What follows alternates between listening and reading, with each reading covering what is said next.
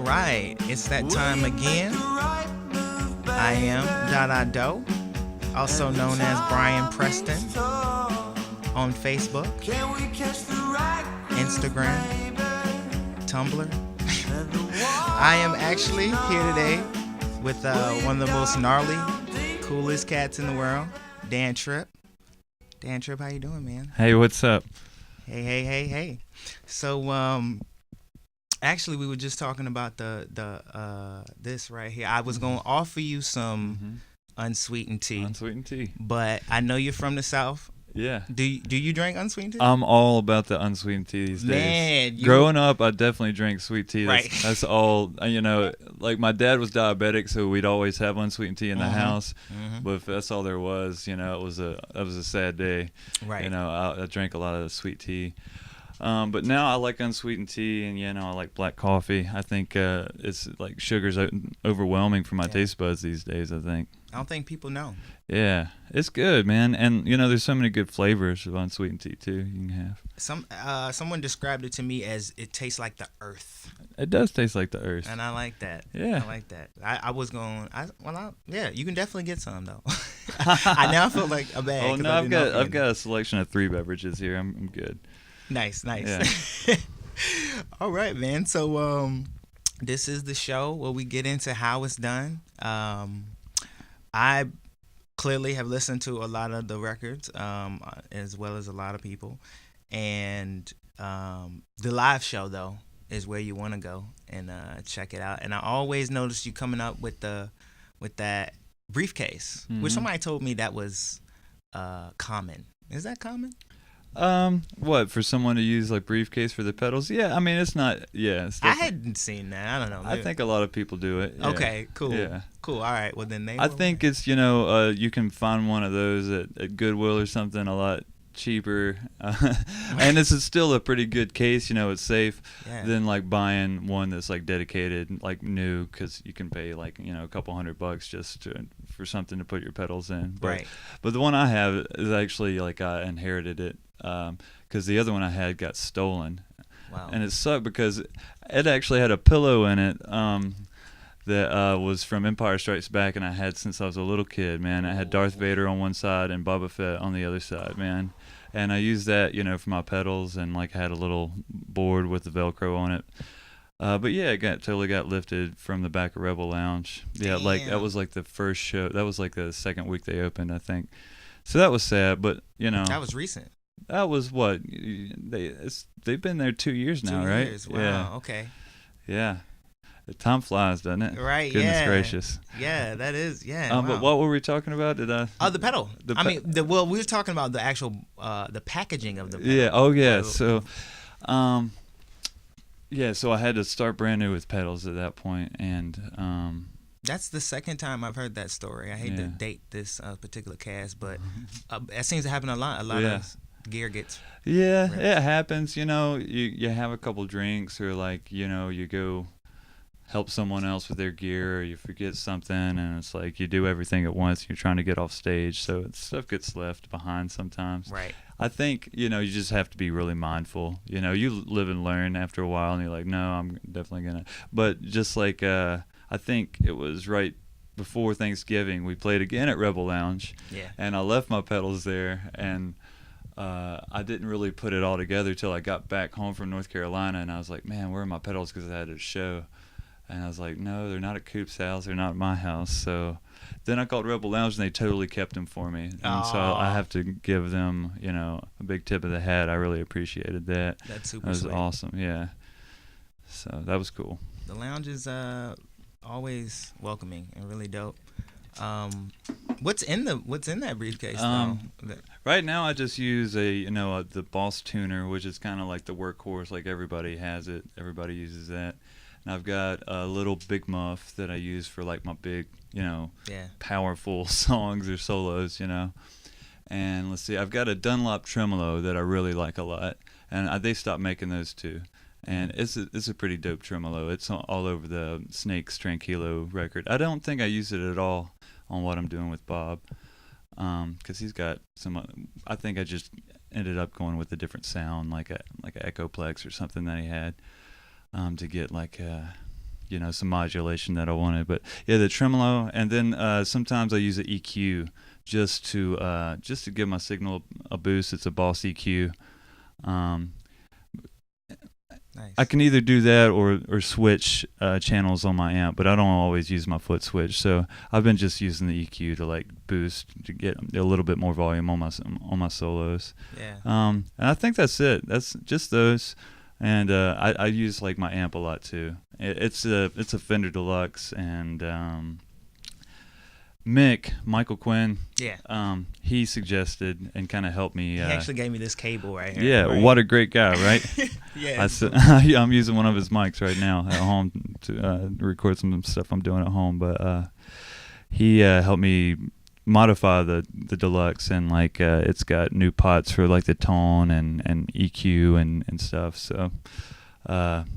And the volume isn't so sensitive. Like on the regular Deluxes, like between 1 and 2 is like it's huge world of difference in volume, Right. and so it kind of smooths that out a little bit. And I think it changed out the reverb too. So anyway, I really like the amp, and it's like just where I want it to be. So That seems like to be Yeah. the most essential piece. yeah, right, yeah, and like it'll make your pedals sound better if like you have a decent amp. But I mean, you can make anything work good. I Right. think. Yeah. And that's dope. Yeah. Any of the so you replaced all the pedals from the missing board, or was this? Yeah, I think Snakes, hopefully this guy never hears, but I think they tried to contact, this is from like 5 years ago, and like it was a touring band, and he left these pedals, and the Snakes had it in their practice space for, a few years, and they emailed the guy, and like I guess he didn't want them, so I just started using them. But if he ever wants them back, I still have them. Right. I haven't lost these yet. So. No, yeah. But no, I think Adopted. the EQ, I think Brandon Decker gave me, and the tremolo I bought. So it was Yeah. just a little Big Muff and the EQ that I'm using and it's his case too. So the Samsonite case is his, yeah. Nice. So I don't even know what band he's from or his name, but what a nice guy. Super nice dude. Yeah, if he needs them back, just let me know. Hit me up on Facebook. That's super dopeness, man. You before working with Bob, you self-produced a lot of the War on Drugs. Yep. Yeah, everything. The first one was Super Ego Friendly back in the day, 2011. Yeah. Yeah. And yeah, I was listening to the intro song you used. I re-recorded that with Bob because I didn't think I quite hit it the way I wanted to. It was too slow, and I didn't get the drum sound that I wanted. I mean, Cassidy still sounds really great on that recording. Super smooth. But I just wanted to hear it come to life a little bit more, maybe a little bit more like it sounds live and stuff. So I'm really excited about the new version of that one. Yeah. Yes. I mean, I imagine that Cassidy's on some of the records, if not. Oh yeah, she's on Yeah. 4 songs singing, and I think she played guitar on 5 of them. Nice. So yeah, she's on it. And Jess is playing bass on dope. it. Yeah, that was back in March. We're tracking songs that he knew pretty well, and he did a great job. He did a great job on the bass. super exciting. And David Cooper, yeah, playing drums on it. Man, I'm lucky enough to hear about all the super cool things that's gonna happen next year, and yeah, this is just another one of those. Yeah, I think it's cool. I like it. Almost kind of disenchants me a little bit to record at home. Like once you spend a lot of time in the studio and Right. like you hear how big the sounds can get and everything. But I think also at the same time, like something is probably lost. I think like sincerity is a big thing for me in music, and like not coming across overproduced and like pushed and stuff, Yeah. So I think I like a lot of home recordings, but I think listening for the first time for other people, they need to have it like in their face to get it more or something, because like I think our ears are just trained to hear something like produced and kind of loud, I think. Yeah. From the radio and TV and everything else, So like I think automatically when you hear certain recordings, if they lack certain qualities, that it just like it's a kind of a barrier, for getting the song across to people sometimes. I sincerely agree. A lot of stuff I was doing before I worked with my engineer, and they never really got there. And Right.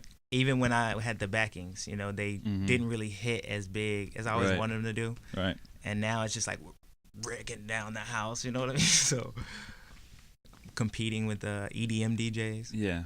Yeah. You gotta have that sound. It's everything. But I mean, you can do a lot of damage, at home, especially if you know what you're doing. Even if you don't know what you're doing, sometimes it just turns out great. Right. But as far as like getting a big sound, if you record at home and like have the right stuff, I guess, and then get it mastered, it's gonna be tough to tell if you did it in like a studio or at home sometimes maybe. But I don't know. I'm not that good at it. I think I just like experiment with sounds and kind of seeing where different sounds take me, and like I kind of try to color each song with what it's telling me. It's like a two-way street or something. I think I think if you try to be too rigid when you're trying to like, this is the sound I want, I think something's gonna happen to artistically to compromise. Right. Yeah. You So. definitely have to realize what you think you're gonna make isn't gonna be what it's gonna turn out to Right. Right. Yeah. be. And I think super magic moment with that. Yeah, and that's what I think, something I've gotten to learn the hard way for a long time, and just like kind of going with good sounds when you hear them, and if they don't fit into this box that you were expecting them to, it's like maybe this is cool, like maybe Right. I'm learning something new here, Yeah. Man, that's creativity 101. Yeah, for real. So a lot of good shows. I always ask the question, what's the best show? Best show that I've ever played? Yeah. All right. I don't know, man. That's a lot. I think, I don't know. I've had some really good ones. I'll give you like just the top three in no particular order. I think when I Cool. released Super Ego Friendly at the Rogue Yeah. in like 2011, I think that was just a great feeling. And it's like I'd been working on that album for over a year, and like I had 13 people on stage, and like just like it took so long to like orchestrate, and it was like a big success. Like it was like we were way past capacity at Rogue that night. It was great. So I think that was like a big memorable show for me. And I think when I played The Strokes with Snakes, Yeah. like the energy in Crescent that night was big, and like we've had other good experiences with Snakes. I think when we played, what was it, Viva maybe, Yeah. one year, it was really cool, and it was like downtown, like under that big geometric shape out of a net downtown off like first Ave or something. That was a really cool show. And I don't know, I've had some good moments with Decker along the way too. But oh yeah, and when I released Less Is Mormon, I think that was a great show at Salem. That was the summer. And yeah, that was a dual release with Decker, and he was releasing a single maybe. Yeah. Yeah. And yeah, that was fun. That was right before they closed too. Rocking. Yeah. So. What about bad show? Bad shows? Oh man. Well, it was good and bad. I don't even want to like bring it up really. Like one time, I'll just go into it. I got to deal with it so I can get it out of my That's system. right. It was at the MIM, and then we were playing it with a through and through gospel review, Mm-hmm. and I guess I counted off a song wrong. And I think I fooled my drummer into thinking that we were playing a different song than I was actually planning on playing. And so, like, it was really tough, and it's like the wrong time signature and everything. And I played for like 30 seconds, and I was trying to make it work, and I was like, this is not working. So like I turned around, and do you have to censor your language on here? Nah, you can do it. And like I probably shouldn't have, but I was like, David, what the fuck are you doing? Right in the middle of the MIM. Yeah, right. And it was like dead silent in the room, and there's like a bunch of old people there and stuff, and like I was just so frustrated, and like I think I blacked out for most of that show. Like I don't even want to remember it, but like I was so frustrated, and like I didn't know what to do, and I was like, I just want to get through the song. And I was like, man, play the regular beat. And I was like trying to count it off for him, and it was just probably the worst moment I've ever had while I was on stage. And like I kind of spoiled it for the band too. I think because they're like, man, what is Dan doing? He counted us off wrong, and now he's like yelling at our drummer. Yelling. Yeah. So I'm sorry, Coop. But I mean, I'm definitely never gonna do that again. Yeah. Yeah, I think next time, if that ever does happen again, which I hope it won't, I'll just find a new way to play the song. Just explore that space. That's probably what I should have done. That's that freestyle Yeah, moment. like this is just like what I was talking about earlier. Like I was trying to fit into the box. You just got to go with the moment sometimes. But the mem's a big deal. It was. You gotta get it. Yeah. Yeah, and I was like, I want to play this song right, but. And I was get like, and it's like a 4 or 5 minute song, so I was like, man, we're gonna be doing this for a long time unless something changes. And because it was not coming across. Whew. Anyway, so man, I even feel like emotional reaction physiologically throughout my body right now, just conjuring up that moment. Going out. Yeah, I think, wow, I need a break. Wow, I don't know what's going on. Well, man, I'm pretty sure all is forgiven. Everybody's. Yeah, I think so. Yeah. I think we lost Jess after that night, but I think everybody else stayed in the band. Nice. So that's good. But we picked up Jameson, and that's been a pretty fun ride. Great kid. What Great a guy. good dude.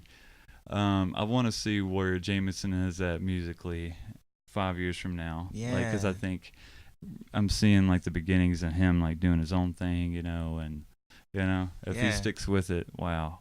He's a really great songwriter. Yeah, isn't he? And he just has a good energy towards music and everything. Like he just feels it, and it's unique. And yeah, I like playing music with Jameson. Good stage presence. That Yeah. guy too.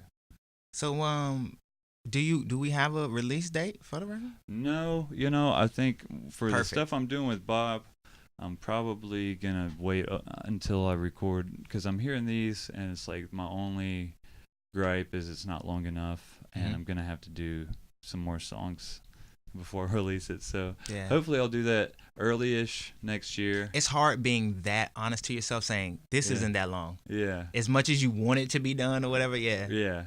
And I mean, I wanted to do a full length. It was just like, putting the funds together to do it. It's always the concern. But I think, if you have a goal, you just have to do it.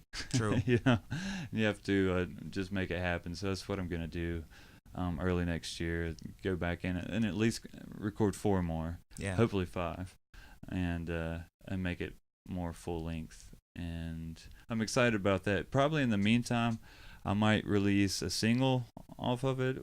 Who knows? Maybe. Yeah. I've also got at least an EP's worth of stuff at home that I'd like to release too.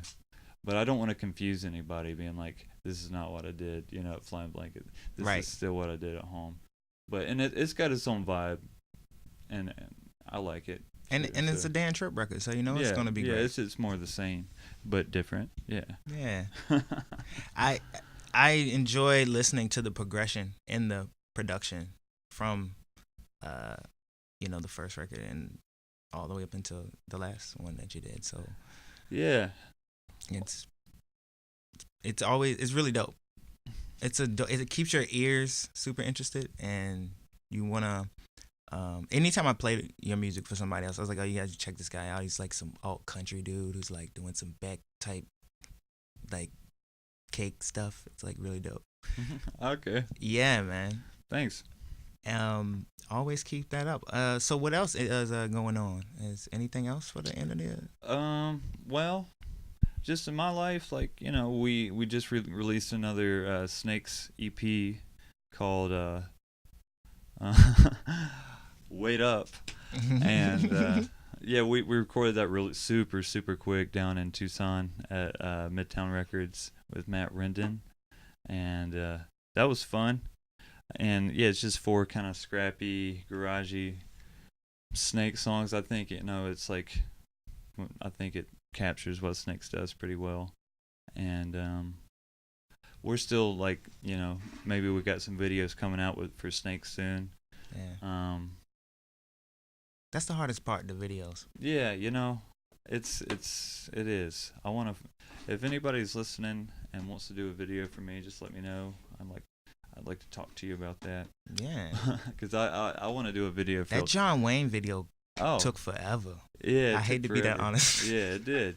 Well, I mean, I didn't even start recording it until well after the song had been released, too. So yeah. Which is cool. Oh, you mean between recording and releasing it? Yeah. Yeah. Well, it was also for free too. Right. Okay. Yeah. But I think it was pretty high quality for not paying for it. Yeah, it's super dope. I was happy with it. I mean, it's not it's not a Drake video or something. It's hard to do videos because you always have to be better than the last one. Right. Yeah. It's like yeah. Maybe you do 40 more costumes. Yeah, I think it's a good attitude. You always need to I think more bands should do that. Like, it needs to be better than the last one. Yeah. Or I should do that more. I mean, it is naturally that way. Well, it's okay to be different. I think everything has its own artistic twist for sure. But I think for videos, I think they're like super engaging. That's what gets people, I think.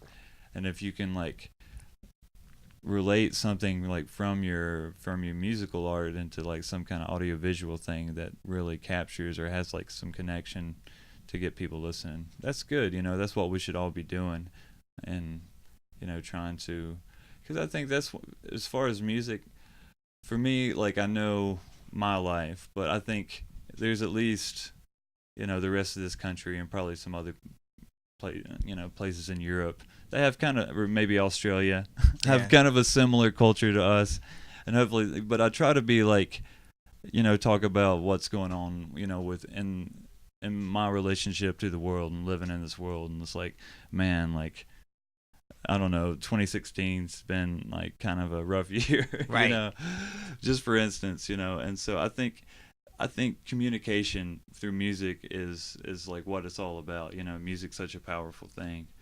So I think the purpose I have with music is like helping me just deal with life, and I think a lot of the music I appreciate and listen to probably does the same thing.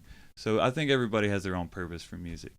Some people just want to like dance, and some people just want to get aggression out or whatever, and it's all cool, it's all good, but I think the communication part with music is like what interests me.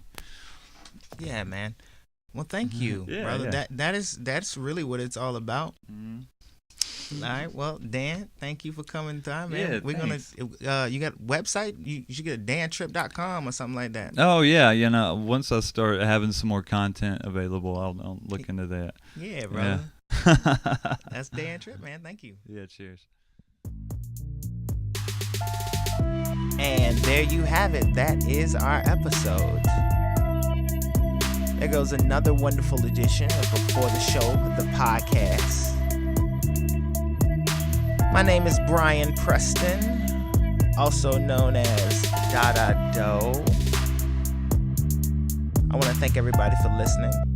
If you enjoyed our program, please share this link and feel free to subscribe to our channel for more episodes just like this one. Until next time.